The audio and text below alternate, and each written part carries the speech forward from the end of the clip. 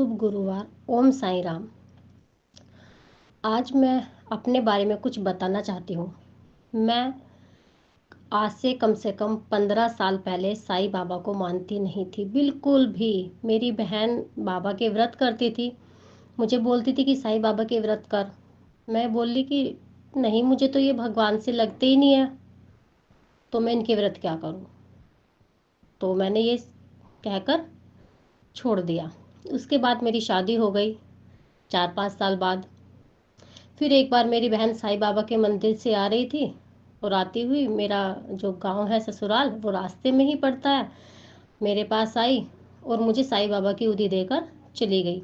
बोली अगर तेरा बेटा कभी भी डरे या कुछ भी मीठा वीठा खा के घर से बाहर निकले तो तू इसे ना थोड़ी सी चटा देना, माथे पर लगा देना, बहुत अच्छी है। मैंने ठीक है। मैंने ध्यान ही नहीं दिया उनकी बात पर। बस वो उदी ऐसे ही मेरी अलमारी में रखी रही, मतलब कि कोई पूजा के स्थान पे नहीं, कोई उठा के नहीं रखी, बस ऐसी देगी वो रखी रही। उसके बाद फिर 2015 में ससुराल में सब कुछ ठीक नहीं था, बस ऐसी परेशान थी, क्या करें। मन में नॉर्मल सी जिंदगी, बस कि ना तो ज़्यादा दुखी ना ज़्यादा परेशान, बस ठीक सी दुखी थी मेंटली, बस ऐसे ही। फिर मेरी बहन बोली तू एक बार साईं बाबा के व्रत करके तो देख। मैं बोली कि अगर मैं व्रत करती हूँ, कोई से भी कर लूँ, तो मुझे क्या है, मेरे ना सर में दर्द हो जाता है, उल्टियाँ लगती है। तो मैं बोली कि भाई मैं तो वैसे भी तबीयत खराब हो जाए, कोई करने भी नहीं देगा। कह रही तू एक बार करके देख, मेरे कहने से बहुत अच्छे हो साईं बाबा के व्रत। मैं कहा चलो। मैंने कहा कि बाबा मैं व्रत करना चाह रही हूँ, एक बार आप देख लो, कोई दिक्कत ना हो, वरना ससुराल में सब कहेंगे कि जब हिम्मत नहीं है तो क्यों रखा। तो मैंने स्टार्ट कर दिए। और व्रत करने से पहले की एक दिन की घटना थी कि मेरा बेटा बहुत रो रहा था, बहुत रो रहा था। फिर मैंने सोचा ये उदी थी, मेरी बहन बोल रही थी कि लगा देनी चाहिए। मैंने लगाई, जैसे ही उसके माथे पर टच करी वो बिल्कुल चुप, बिल्कुल किसी तरह की कोई दिक्कत नहीं, तुरंत वहीं का वहीं चुप। मैं देखा वाह, हाँ है तो अच्छी चीज़। फिर मैं उसे ना अपने साथ में रखने लगी। फिर साईं बाबा के मैंने व्रत करे, व्रत करके मुझे थोड़ा सा अच्छा फील हुआ। लेकिन मुझे इतना पता था कि बस व्रत कर लेने चाहिए बाबा के, जैसे और 16 सोमवार हुए, वैभव लक्ष्मी माता के हुए, इसी तरह मैंने साईं बाबा के भी गुरुवार के व्रत कर लिए। बाबा की कृपा से 9 गुरुवार तक मुझे किसी में कोई दिक्कत नहीं हुई। और हस्बैंड को बोला, वे भी मुझे बीच में 1-2 बार दर्शन कराने के लिए मंदिर में ले गए। तो मैं बोली हाँ अच्छे हैं साईं बाबा के व्रत। मैंने करे, मैंने अपनी बहन को बताया कि जब मैंने करना स्टार्ट करे तो मुझे काफ़ी लाभ हुआ। फिर नॉर्मली बस ऐसे ही यूट्यूब पर वीडियो देखी कि साईं सच्चरित की जो बुक है वो बहुत अच्छी होती है। वो क्या होता है, ये अगर 7 दिन में पढ़ ले तो बाबा सुनते हैं। मुझे ये नहीं पता था कि ये पढ़ना पढ़ना एक अलग चीज़ है, हर चीज़ को ध्यान से पढ़ना, अपने अंदर उतारना वो अलग है। मैंने नॉर्मली पढ़ ली, लेकिन बाबा भी इतने भोले थे, उन्होंने लगा कि जैसे भी भाव से पढ़ रही है कोई बात नहीं, इसे दे दे। तो मैंने तो ऐसी पढ़ी, बाबा ने मुझे दिया। तो मैं एक दिन बाबा के पास बोली कि बाबा आप तो मेरी ऐसे सुनते हैं जैसे छोटे बच्चे होते हैं ना, और अपने दादाजी के पास जाते हैं कि दादाजी दादाजी मुझे ना ये चाहिए, और वे कहते हैं ठीक है बेटा ले ले। मैं कहा आप तो ऐसे दे देते हो मुझे। मेरा बेटा 10 साल का हो गया, उसे कपड़ों में टॉयलेट उसकी निकलनी बंद नहीं हुई, दवाई भी खिला ली, देसी नुस्खे भी बहुत कर लिए, बस ऐसी बैठी मैं बोली बाबा आप तो ऐसा बहुत कुछ कर दो क्या, इसकी टॉयलेट निकलनी बंद नहीं हो सकती। बस मैंने ऐसा बोला, वो ठीक, मैंने कुछ नहीं करा, मैं आप लोगों को बता रही हूँ मैंने कुछ नहीं करा, क्योंकि मैं जानती नहीं थी कि क्या है, बाबा का दिन पूरे दिन भी नाम लेते हैं क्या, कुछ नहीं, बस ऐसे ही करा, वो ठीक हो गया। फिर एक दिन मेरे बेटे को ना चक्कर आ गए। चक्कर आने के बाद डॉक्टर ने उसकी ईसीजी वगैरह करवाई। बोली डॉक्टर बोले कि इसे लगता है कि दौरे की दिक्कत है। दौरे की दिक्कत है, लेकिन मैं बाबा को थोड़ा सा और मानने तो लगी थी कि क्योंकि मानने तो इसलिए लगी जो भी मांगा वो मिल गया। पूजा ही करनी तो नहीं आई मुझसे कि पूजा किस तरह से करते हैं, क्या भक्ति होती है, पर इतना तो विश्वास होता चला गया था कि हाँ मैं कुछ मांगती हूँ तो वे दे देते हैं। तो फिर हम और बड़े डॉक्टर के पास लेके गए। मेरे हस्बैंड रोने लगे कि क्या हो गया हमारे बच्चे के। मेरा मन कह रहा कि हम उस डॉक्टर के पास जाएंगे, डॉक्टर मेरे बच्चे को टेस्ट करेगा और बोलेगा तेरा बेटा बिल्कुल ठीक। ना तो मैं रोई ना परेशान, बस मेरे दिमाग में यही बात आई।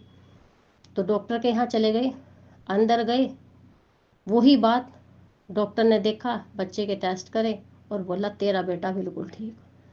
बस मैं वहां से ही अंदर से केबिन में से रोती हुई आई। बाहर इतने लोग, इतनी पब्लिक, और मैंने अपने सास को फ़ोन करके बताया कि हमारा बच्चा बिल्कुल ठीक है। तो बोले कि रो क्यों रही है? मैं रो नहीं रही हूँ, ये तो खुशी के आंसू है कि हमारा बच्चा बिल्कुल ठीक है। और देखो सेम वही बोल जो मेरे दिमाग में चल रहे थे कि जाऊंगी और डॉक्टर बोलेंगे कि तुम्हारा बेटा तो बिल्कुल ठीक है, वही बोल सेम बिल्कुल मेरे डॉक्टर ने बोल दिए। ऐसे ही विश्वास होता चला गया। मतलब कि मेरा बेटा आज स्केटिंग चलाता है, बिल्कुल इंजॉय अपनी लाइफ में, खूब अच्छा, 12-13 साल का है, बहुत खुश है। उस एक दिन स्केटिंग का टूर्नामेंट था, बहुत, नोएडा। नोएडा कैसे जाए, घर में कोई नहीं ले जाने वाला, क्योंकि हम गांव से हैं, पति खेती करते हैं, कैसे जाएंगे लेके, नहीं हो पाया। देवर है, पुलिस में है, लेकिन उनकी तबीयत खराब चल रही थी, बुखार हो गया था, और तो उनकी भी टाइम नहीं लगा। फिर मैं पूजा कर रही, ऐसे जोत जलाई, शाम की जो जोत जलाते हैं, तो पता नहीं कहाँ से ऐसा कुछ हो जाए कि मेरे बेटे का वहाँ पर जाने का जुगाड़ हो जाए। पूजा करके जो हटी तो तुरंत क्या था, टीचर का कॉल आया, जबकि शाम के 6 बजे तक लास्ट था, कि 6 बजे के बाद कोई भी फिर परमिशन नहीं है, लास्ट है 6 बजे तक, जिसने नाम लिखवा दिया लिखवा दिया। रात के 7:30 बजे टीचर का फ़ोन आया कि अब बताओ क्या दिक्कत है। सर दिक्कत यह है, हम भेजना चाहते हैं, बच्चा आना चाहता है, लेकिन कोई ले जाने वाला नहीं है। तो सर बोले कि एक छोटी क्लास का बच्चा है, उसके पेरेंट्स उसे लेकर आएंगे, अगर आप चाहो तो उनके साथ भेज दो। आज तक मेरा बेटा अकेला कहीं नहीं गया, कहीं भी, लेकिन वो खुशी खुशी कह रहा हाँ मम्मी मैं चला जाऊंगा। और अपने दूसरे रिश्तेदारों के साथ भी मुझे डर सा लगता है कि कैसा रहेगा, लेकिन उनके साथ भेजते हुए मुझे बिल्कुल भी डर नहीं लगा, बेफिक्र। और सच में बताऊं, वे कोई पेरेंट्स नहीं थे, वो स्वयं बाबा थे जो मेरे बच्चे को टूर्नामेंट तक लेकर गए, सच में। तो धीरे धीरे फिर घर की ऐसे ही अपना, अच्छा बाबा को मानती थी, लेकिन पूजा पाठ क्या होता है किस तरह, एक दिन मैं जो नीतू दीदी आपका चैनल श्रद्धा सबूरी, इसकी एक वीडियो मेरे सामने आ गई कि साईं बाबा के अगर हमारे नज़दीक हैं तो क्या संकेत है, ऐसी कुछ करके वीडियो आ गई। मैंने देखा, अच्छा, फिर देख ली, छोड़ दिया। फिर जैसे होता है ना, यूट्यूब पर कोई एक वीडियो खोलते हैं तो उसी से रिलेटेड और आती है, इनकी और वीडियो आई, मैंने और देखी, फिर मैंने इनका चैनल सब्सक्राइब कर लिया। उसके बाद देखा तो देखा दीदी जो है वो डेली ही वीडियो डालती हैं साईं बाबा के संदेश, कि आज बाबा क्या कहना चाहते हैं। उस टाइम में इतनी परेशान चल रही थी कि जो मेरी परेशानी थी वही बात नीतू दीदी आपके मुंह से आ रही थी। मैं आपसे जुड़ती चली गई, आपके यहाँ आई, देखा एक दिन आप तो कष्ट निवारण मंत्र भी करती हो, यो क्या होता है, इसका नाम भी मैंने कभी नहीं सुना पहले। अभी जनवरी की बात है जब मैंने स्टार्टिंग में पहली बार कष्ट निवारण मंत्र सुना, रात के 10 बजे सोने जा रही थी, देखा आप लाइव आई तुरंत। क्या होता है ये, क्या संकल्प होता है, कुछ नहीं पता, बस ऐसे ही चला दिया, बैठी रही। बीच में आँख सी भी लगी, झपकी आ गई, खुल गई, लेकिन पूरा 1 घंटा ऐसी बैठी रही अपने बेड पर।